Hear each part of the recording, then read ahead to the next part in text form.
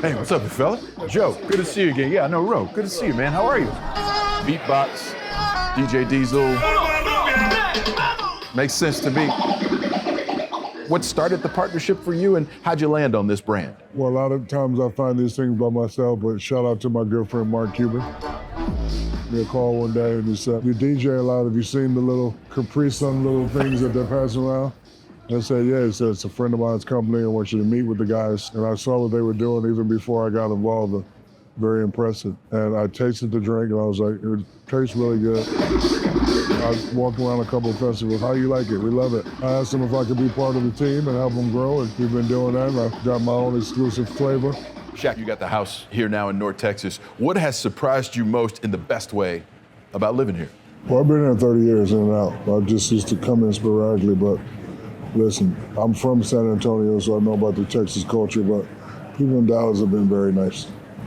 Very nice. So I'm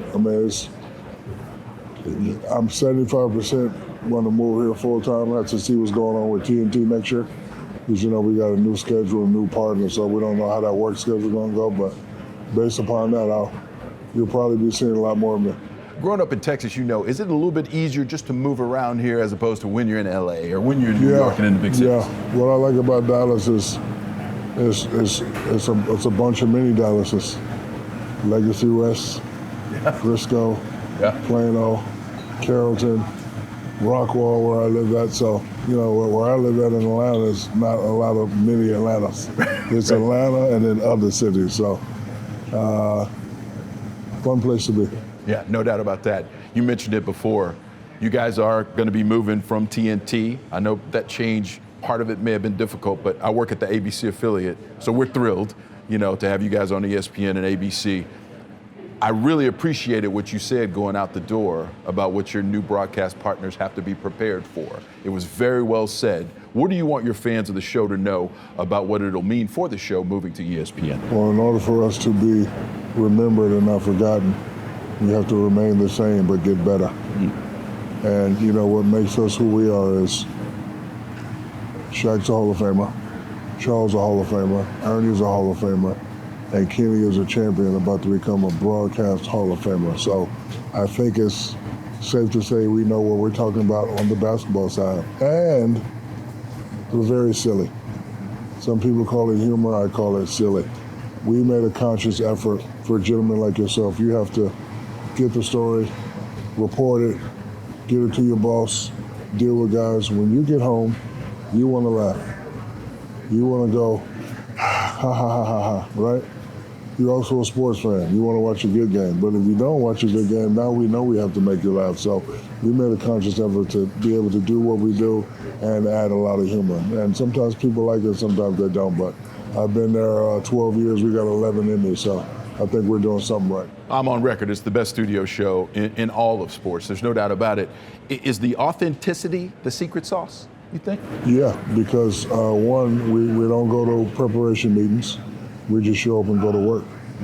You know, being that, see, like I like to use the word G14 classification. Like, for example, it's 3-2. I know what it feels like to be down one game and you got to win this game, and then you got to go to their place and win game 7. I know that, and you know I know that because you've seen me win it 3 times in a row, lose it, and then go to another team and win it again. You've seen Charles go there once, but he was still a great player. You see Kenny beat me when I was a youngster the first year and then go back and win it back to back. So we kind of know what we're talking about. So I think validation, G14 classification, and the humor is what make us who we are. So when you think about you and Chuck, this is fun because you like to have fun. I know you say that. You say you want to knock him out all the time. If Chuck was here right now, I'd punch him in his face, and then I'll let my good friend Officer Hall lock me up. Because I'm going to be out in 5 minutes, but I will punch Charles in his face right now in Irving, Texas, and my main man Hall going to put the cuffs on me. He's going to be nice. I ain't going to resist Mr. Hall. He's going to lock me up, and I'm going to get out of my own recognizance. What's the word they say? Yeah. I'll be out in 5 minutes, Charles. You can't fool me. I know the relationship's solid. No, so I never had a big brother, but I am a big brother. And I was talking to my younger brother. He was like, Charles, do you like you do me? And I had to think of it. I was like, damn, that's it. It is. So, you know, I've always respected him as a player. We had a fight one game. not a real fight. But on the way back, I'm gonna get him. I promise. You see my eyes watering? I'm getting mad. I'm gonna get him. But my uncle, who's my mom's sister, her phone's ring, and I hear two ladies on the phone. And they're laughing and giggling. It's like, y'all need to stop that. I was like, who is this? She was like, this is Mama Barkley.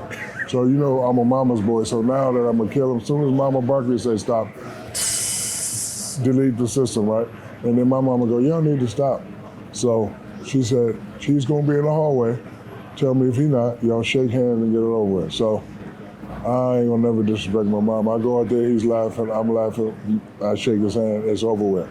But a few months later, I see his mom and my mom playing spades. Now, you know how black people play spades. They was cutting Getting up. after it? So then I'm talking to them, like, how do y'all know each other? We've been best friends for 15 years. So the fact that our moms are best friends for 15 years, it's like we're brothers by technicality. So all the stuff that we go through, we go through our stuff, but what we realize is men, you can say what you want, I can say what I want, as long as we don't disrespect each other. And we have heated conversations. Like, my problem with him is in a championship situation, how do you know? That's all. It's a fair point. Yeah, right. So, you know, he'd be like, oh, yeah. So, but we're very close. And besides that, he's a wonderful human being. Yes, no doubt. Yeah. If there was no one in the gym, no cameras, one-on-one today, you and Chuck, how many would you beat him by? 30.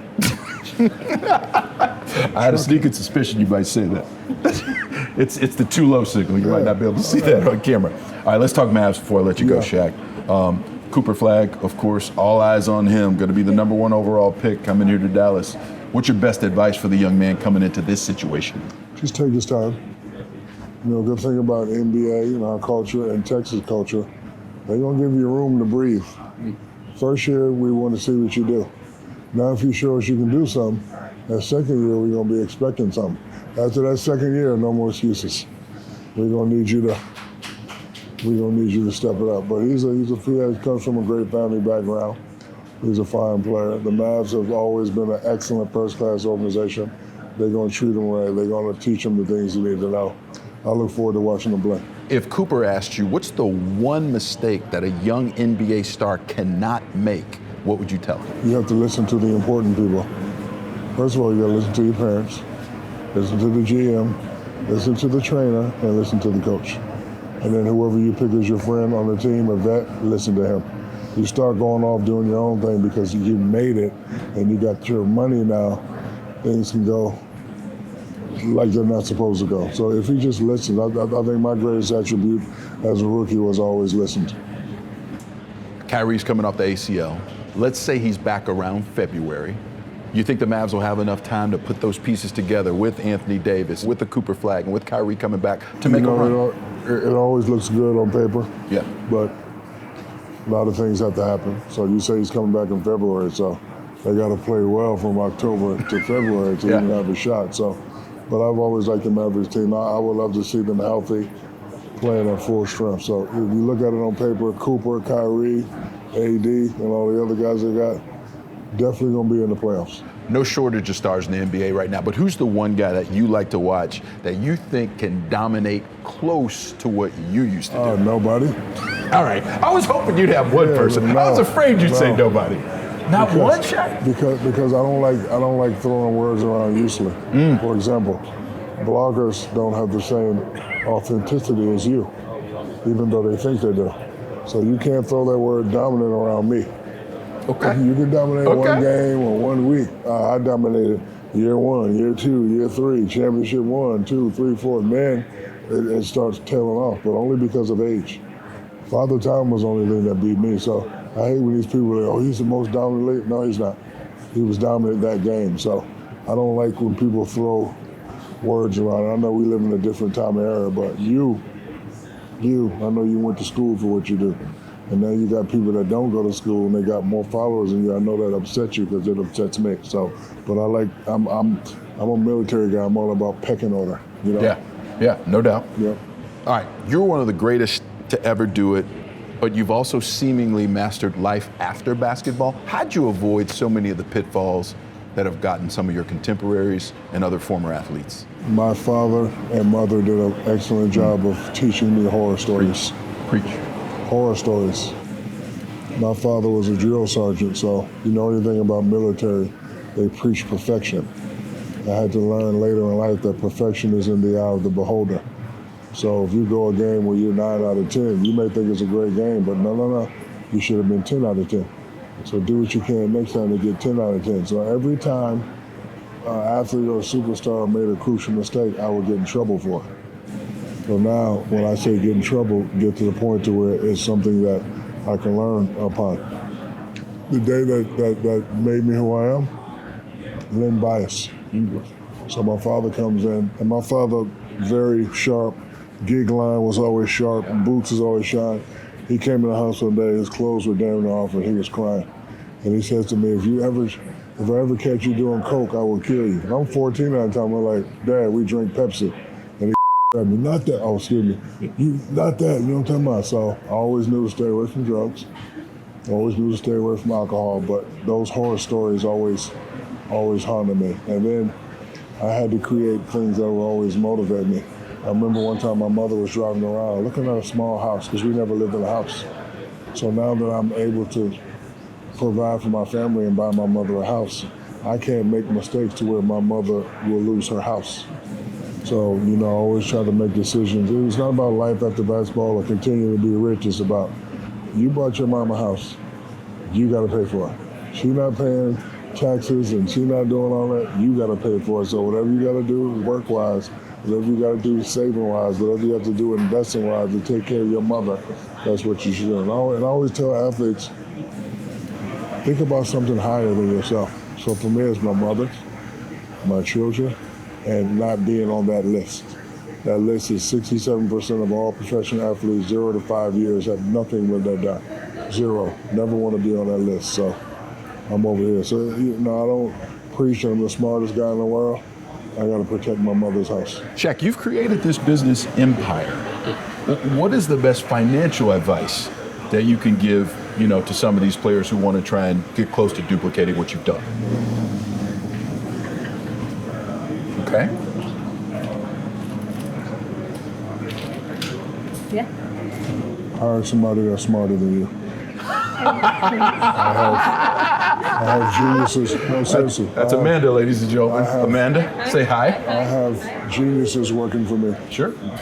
I always tell people when things are difficult, you break it down to its simplest form.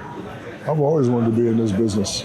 Okay, big man, set up manufacturing, set up liquoring, set up to where you got to get it approved, the taste test. I don't have time to do that. So what do?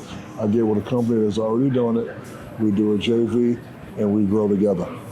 So when things are difficult, you break it down to its simplest form to where it can help and benefit you. So, my financial advice is always know what you're doing and always have somebody smarter than you. Like beatbox, I know I'm on the box, but come here. Yeah, come here. Both of you. Didn't prepare for this, but let's go. Dallas. Where are we going? Dallas, this is beat and this is box. Look at that. Look at that camera. Yeah, there it goes right No, there. I'm just happy to be here. Yeah. Texas too, Austin, Texas. Sorry, Mark. Yes, sir. That's what we call an ender. Thanks so much for the time, Appreciate it. brother. Yes, Great sir. stuff. Thank you. Appreciate All you. right, thank Thanks. you.